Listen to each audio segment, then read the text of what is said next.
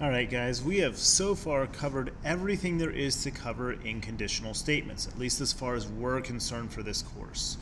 So let's just talk a little bit about the review before we talk about the test. So the review here, it's just got some different questions. You'll notice that we've cut some out because they aren't really needed for this course. So as you scroll through, there's maybe about, 25 questions or so, 25 questions.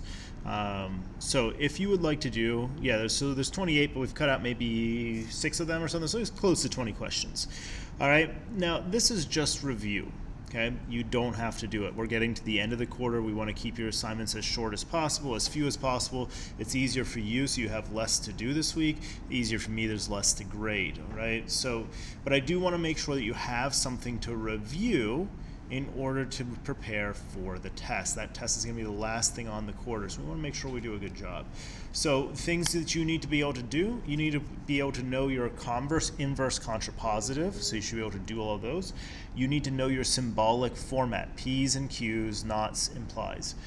All right. You also need to know law of detachment and syllogism, and you need to know your counterexamples. You need to be able to do counterexamples. Now, this is just a kind of a mix of different problems on this. It'll help you get ready. A couple of things to look out for. Remember, your ands look like an upside down V. Your ors are a right side up V. The not sign, like this, means not. So just be on the lookout for those. All right. Also, biconditional is a fancy way of saying if and only if. But we've talked about all these things before, so if you need to, you can go back and review some of those. So let me know if you have any questions.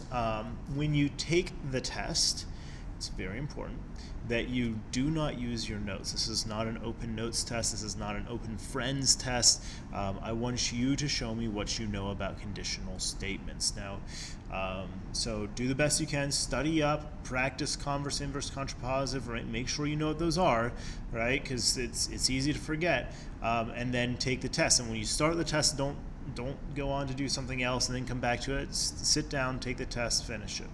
All right. That wraps up our review. Feel free to work through this. I'll also post the answers here, and then when you're ready, go ahead and take the test.